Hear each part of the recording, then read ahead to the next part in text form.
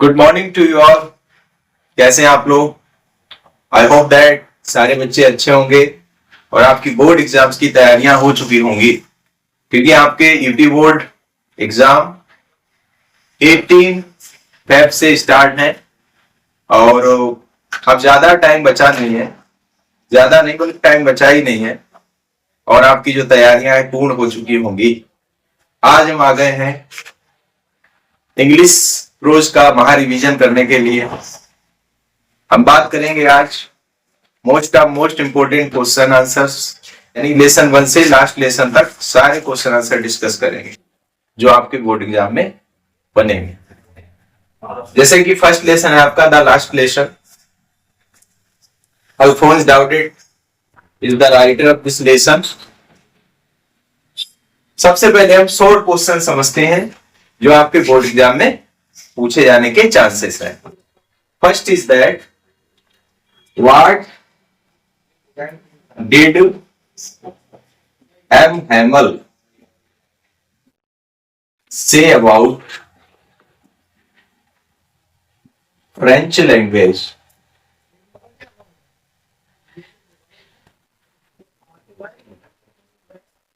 M Hamel ने French language के बारे में क्या कहा था? ठीक है, तो इसका आंसर आप सब जानते होंगे, मैं शॉर्ट में बता रहा हूं। उन्होंने बोला था कि जो फ्रेंच लैंग्वेज है क्या है? Most logical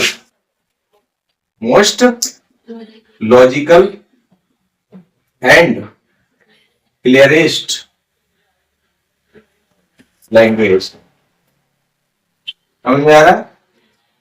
most logical and clearest language of the world, दुनिया की सबसे ज्यादा तर्कपूर्ण और स्पष्ट भाषा है फ्रेंच लैंग्वेज। तो ये एम हैमल ने फ्रेंच भाषा के बारे में बोला था। ये क्वेश्चन आपका शॉर्ट में बन जाता है। ठीक है, सेकेंड क्वेश्चन आपका बन सकता है what was bulletin board? Bulletin board क्या था?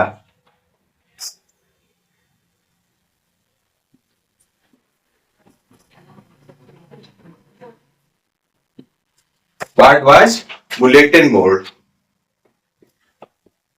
ठीक है,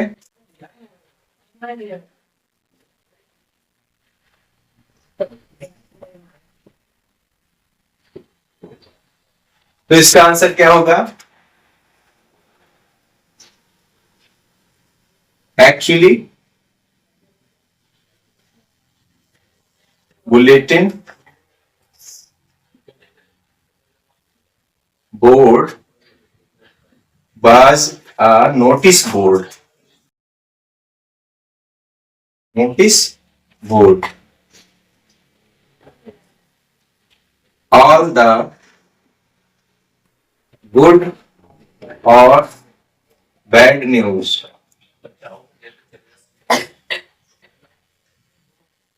put on it since past few years. The order had come from Berlin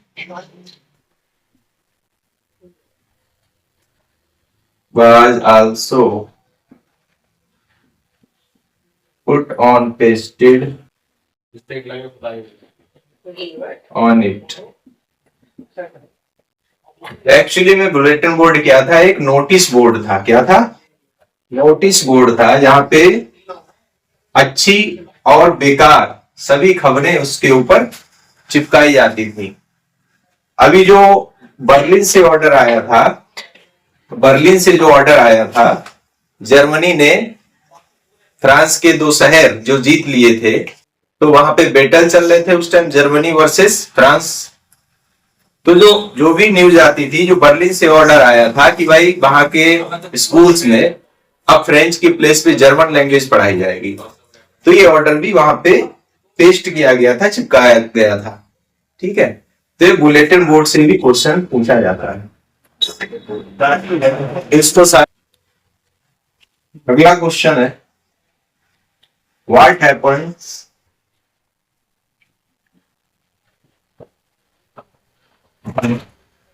what happened when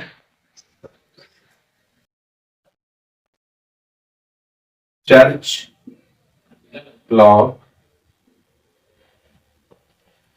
when church clock struck 12। क्या हुआ था जब 12 बजे चर्च की घंटी बजी थी? चर्च की घड़ी में 12 बजने पर क्या हुआ था? तो इसका आंसर समझ गए होंगे आप क्या होता है। What happened when church clock struck 12?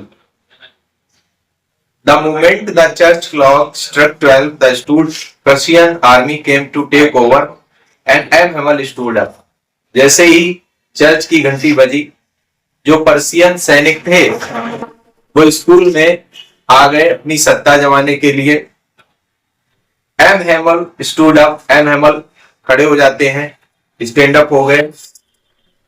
wanted to tell something, कुछ बताना चाहते थे, but his voice was choked, उनकी आवाज जो थी रुंध गई थी। चौकड मीन्स होता है रुंध जाना, जैसे गले से आवाज बाहर ना निकल पाना, भावुक हो जाना, ठीक है। He gathered his strength, उन्होंने पूरी अपनी शक्ति जुटाई, and wrote on the blackboard, और ब्लैक बोर्ड पे लिख दिया। क्या लिखा? Vive la France, Vive la France। क्या लिखा था? Vive la France, यानी कि फ्रांस जिंदाबाद, फ्रांस जिंदाबाद। समझ गए? 12 बजे क्या हुआ था जब चर्च की बेल बजी? चर्च में जब 12 बजे घड़ी में जो बेल बजी तो क्या हुआ था? पर्शियन जो सोल्जर्स थे वो आए वहां पे टेक ओवर करने के लिए। तो एम हेमल अपनी चेयर से स्टैंड अप हो गए, और स्टैंड अप होने के बाद वो कुछ बोल नहीं पाए क्योंकि इतने इमोशनल हो गए थे। He worked here for 40 years, उन्होंने 40 साल यहाँ पे काम किया था, ठीक है। तो उन्हें यहाँ पे हर चीज से लगाव हो गया था, और उन्हें इस बात का दुख था। He was very sad because today was the last lesson of the French language. Now in the schools of Alsace and Lorraine will be taught only German at the place of French. French भाषा की जगह पे German भाषा पढ़ाई जाएगी। तो अब ये उनका लास्ट डे था, उनकी जगह पे अब एक दूसरा जर्मन टीचर आने वाला था और वो रिटायर हो रहे थे। तो अपनी लैंग्वेज के प्रति, अपनी भाषा के प्रति जितनी भी सिंपैथी, जितना भी डेडिकेशन, सैक्रिफाइसेस दिखा सकते थे वो उन्होंने वहां पे दिखाया। और उन्होंने क्या किया?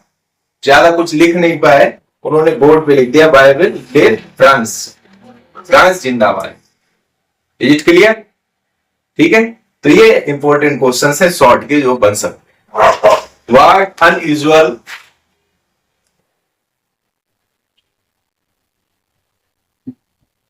What unusual things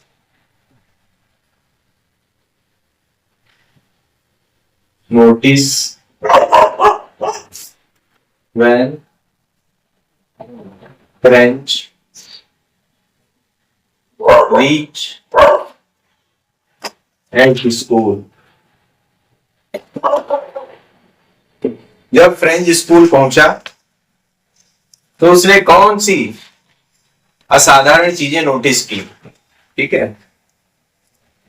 What unusual things noticed when French reached at school? जब फ्रेंच स्कूल पहुंचा तो उसने कौन सी चीजें अनयूजुअल नोटिस की? असाधारण कौन सी चीजें थी? तो इसको मैं थोड़ा कुछ पॉइंट्स बताता हूं। सबसे पहले फर्स्ट ऑफ थिंग कि वहां पे there was no hustle bustle, कोई भी शोर शराबा नहीं था, ठीक है। Opening and closing of desk pass today keep quiet. जो अक्सर ही बच्चे अपनी डेस्क को खोलते और बंद करते थे तो वहां पे बहुत ज्यादा साउंड होती थी, ठीक है। लेकिन आज क्या था, वो सब शांत था। Third thing was most important that it was like Sunday morning. It was like Sunday morning. आज इतनी शांति थी, लग रहा था वहां संडे की सुबह है। और most important factor was that, सबसे इंपॉर्टेंट बात ये थी कि जो वैकेंट सीट थी, वैकेंट सीट, क्लास की जो वैकेंट सीट थी, ऑक्युपाइड बाय पोस्ट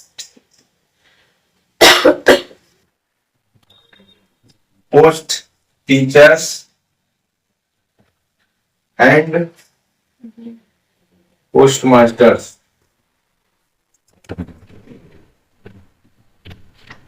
जो वहां पे क्लास में पीछे सीटें अक्सर ही खाली रहती थी, आज वहां पर रिटायर्ड पोस्ट मास्टर और टीचर बैठे हुए थे और अपने साथ में मोटी मोटी बुक्स लाए थे, पुरानी पोथी जिसको कहते हैं, ठीक है। तीसरी चीज, एम हैमल ने क्या किया था, M Hamel put on special uniform. उन्होंने आज एक स्पेशल यूनिफॉर्म पहनी थी, जो अक्सर ही वो क्या करते थे, स्पेशल ओकेजन पे पहनते थे। जो स्पेशल ओकेजन होते थे स्कूल में, जैसे इंस्पेक्शन होने वाला है, निरीक्षण होने वाला है, या फिर स्कूल में कोई फंक्शन है, प्राइज डिस्ट्रीब्यूशन है, तो जब जो ड्रेस पहनते थे, आज वो यूनिफॉर्म पहने हुए थे, ग्रीन कोट और राउंड कैप लगाए हुए थे। और एक्चुअली में वो बहुत स्ट्रिक्ट टीचर थे, बहुत ही ज्यादा कठोर टीचर थे। उनके हाथ में हमेशा ही एक आयरन रूलर रहता था, लोहे की छड़ी रहती थी। लेकिन आज वो बहुत ही कैसे थे, सैड थे और नॉर्मल थे। बात समझ में आ रही है? तो ये क्वेश्चन आपसे पूछा जाएगा कि कौन कौन से चेंजेस आज स्कूल में थे, या ऐसे भी पूछा जा सकता है व्हाट वाज अनयूजुअल थिंग्स, कौन सी असाधारण चीजें थी जो आज स्कूल में फ्रेंच के पहुंचने पे उसने नोटिस की, ठीक है। और एक बात यहाँ पे लिख सकते हो कि वैसे स्कूल में इतना शोर होता था, लेसन रिपीट किया जाते थे, बच्चे स्वर में कहते हैं कि टू बन जा टू, दो एकम दो, दो दूनी चार, बच्चे एक साथ बोलते थे। तो जो बच्चे एक साथ बोलते तो बहुत ज्यादा शोर हुआ करता था, लेकिन आज सब साइलेंट थे। There was no hustle and bustle. Is it clear? ठीक है। तो ये मैंने नोट भी कराया था आपको, लिखा हुआ होगा, तो आप वहां से इसको लर्न कर सकते हैं। ये क्वेश्चन पूछा जा सकता है, ठीक है। Okay, question number 2, who is the responsible for ignorance their language English। Part में, इस लेसन में अपनी भाषा को इग्नोर करने वाला, अनदेखा करने वाला जो है, उसके लिए जिम्मेदार कौन है? हु इज द रिस्पॉन्सिबल, कौन जिम्मेदार है उसके लिए? तो इसका आंसर यही है, जैसा कि आपने बताया, फर्स्ट इज टीचर। इसका टीचर भी जिम्मेदार है, teacher is also responsible for it. क्योंकि इसमें मैंने आपको राइट कराया है, जब स्कूल ओपन होता था तो एम हैमल क्या करते थे, एम हैमल बच्चों से बोलते थे कि भाई जो गार्डन है उसमें जो गमले रखे हुए हैं उनको पानी दो। He gave the duty to watering the plants। पौधों को पानी देने का काम दे देते थे बच्चों को। या फिर हॉलीडे कर देते थे और खुद चले जाते थे हंटिंग पे, फिशिंग करने, मछली पकड़ने चले जाते थे। ठीक है। दूसरा, पेरेंट्स भी इसके लिए रिस्पॉन्सिबल हैं। पेरेंट्स क्या करते थे, अपने बच्चों को कुछ पैसे कमाने के लिए फार्म हाउस पे भेज देते थे, फार्म हाउसेस पे या मिल पे वर्क करने के लिए बच्चों को वहां पे भेज देते थे। ठीक है। तो पेरेंट्स भी रिस्पॉन्सिबल हैं। और थर्ड, स्टूडेंट्स या चिल्ड्रन बोल सकते हैं, बच्चे भी जिम्मेदार हैं कि उन्होंने ध्यान से चीजों को समझा नहीं, पढ़ा नहीं, वो क्लास डेली नहीं आते थे। ठीक है। वो केयरलेस थे। तो बच्चे केयरलेस थे तो वो भी इसके जिम्मेदार हैं। Students careless, they also we can blame for them, they are also responsible for the ignorance of their language। ठीक है। आज तक उन्होंने अपनी लैंग्वेज के बारे में कुछ समझा नहीं। और today was the last lesson of French language. Now there in the schools will be taught, would be taught German language instead of French. तो ये तीनों ही इसके जिम्मेदार हैं। देख लेंगे बोर्ड में, आप क्या करेंगे, पहले हेडिंग डालेंगे और उसके बाद दो लाइन इनके बारे में लिख देंगे, पॉइंट्स मैंने बता दिए। ठीक है। क्वेश्चन थर्ड आपका बनेगा, लॉन्ग में बन सकता है। Suddenly people realized that how precious is language for them in the lesson।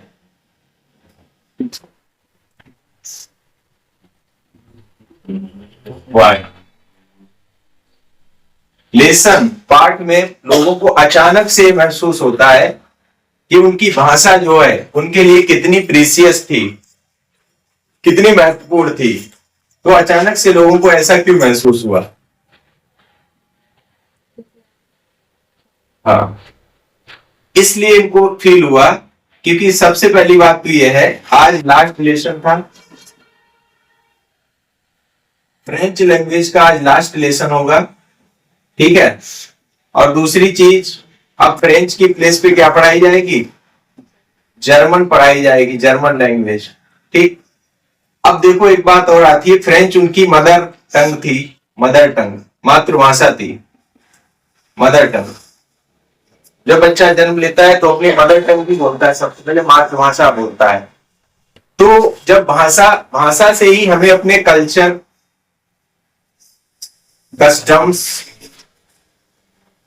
और हमें अपने पास्ट के बारे में जानकारी मिलती है, संस्कृति, रीति रिवाज और पुराना इतिहास, पौराणिक गाथाएं हमारे देश की हमें सिर्फ भाषा से ही पता चलती हैं। और हमारी वो भाषा ही जब खत्म कर दी जाएगी तो ऑब्वियसली हमारा कल्चर भी खत्म हो जाएगा, हमारे कस्टम्स, रीति रिवाज, हमारी पुरानी हिस्ट्री जो है, हमारे जो एंसेस्टर्स थे, पूर्वज थे, उनकी जो कहानियां हैं, गीत गाथाएं हैं, वो भी सब क्या हो जाएंगी? डिस्ट्रॉय हो जाएंगी। इससे क्या होगा? हमारा जो सोसाइटी होगी, हमारा जो कंट्री होगा, उसका क्या हो जाएगा? डाउनफॉल हो जाएगा। डाउनफॉल हो जाएगा मतलब पतन हो जाएगा। बात समझ में आ रही है? नष्ट हो जाएगा। तो आज लोगों को इस चीज का एहसास हुआ। They feel today respect about for the French language. आज उन्हें अपनी भाषा के बारे में एहसास हुआ कि भाषा कितनी जरूरी होती है। तो we should always respect our mother tongue, और हमें उसे सीखना भी चाहिए ताकि हम अपने कल्चर, सोसाइटी, देश, हमारे पूर्वजों की जो फ्रीडम फाइटर्स हैं उनकी स्टोरीज, उनके बारे में जान सकें। बात समझ में आ गई? तो ये क्वेश्चन भी आपसे पूछा जा सकता है। These are the most important questions UP board can ask you in the examination। वो आपसे एग्जाम में पूछे जा सकते हैं। सीबीएसई बोर्ड में भी ये पूछे जाते हैं क्योंकि सिमिलर सिलेबस है और थोड़ा पूछने का तरीका अलग हो सकता है, लेकिन क्वेश्चन यहीं से बनेंगे। ठीक है। अगर आपने लॉन्ग में ये तैयार कर दिया तो शॉर्ट का भी इससे बन सकता है। जो लॉन्ग का तैयार होगा तो शॉर्ट में आएगा, आराम से लिख लोगे। अगर वो मान लो 2 मार्क्स में पूछ लेता है तो बहुत ज्यादा, मैक्सिमम 4 लाइन में लिख दो। अगर 5 नंबर में पूछता है तो 10 लाइन लिख दो। ठीक है, वर्ड लिमिट का ध्यान रखें आप वहां पे। अगर उसने कहा 30 शब्दों में लिखना है तो ऐसा नहीं आपने लॉन्ग का पूरा लिख रहे हो, 150 शब्दों में 100 से 150 शब्द लिख रहे हो, नहीं, ऐसा मत करना। 30 शब्दों में ही लिखना उसे, क्योंकि टाइम वेस्ट करने से कोई फायदा नहीं है और वहां पे 1-1 मिनट आपका एग्जाम में जरूरी होता है। ठीक है, अगर आपने वहीं पे इसको जहां पे 2 मिनट देना चाहिए था आपने इधर दे दिया 10 मिनट, तो फिर इसका मतलब ये आप दूसरे क्वेश्चन के साथ नाइंसाफी कर रहे हो। उसका टाइम यहां लगा रहे हो और नंबर कितना मिलेगा उतना ही। मान लो 2 नंबर का है 2 मार्क्स का, तो 2 ही मार्क्स मिलना है। ठीक है, और उधर का आपका छूट जाएगा फिर। इसलिए वर्ड लिमिट का भी विशेष ध्यान रखें। जितने वर्ड्स में पूछा जाता है आंसर उतने वर्ड्स में ही राइट करें। ठीक है, तो इस लेसन में इतना ही आपसे पूछा जाएगा। ओके,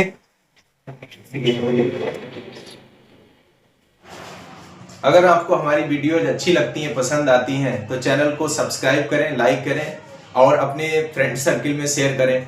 जो बच्चे पढ़ने वाले हैं, जो आपके क्लासमेट्स हैं, फ्रेंड्स हैं, उनको वीडियोस जरूर शेयर करें ताकि उनकी पढ़ाई भी अच्छी हो जाए और वो अच्छे से पढ़ सकें। हमारी आने वाली अपकमिंग वीडियोस के लिए, ऐसे ही अच्छे अच्छे टॉपिक देखने के लिए हमारे चैनल को सब्सक्राइब जरूर कर दें। आज के लिए इतना ही। Thank you and take care.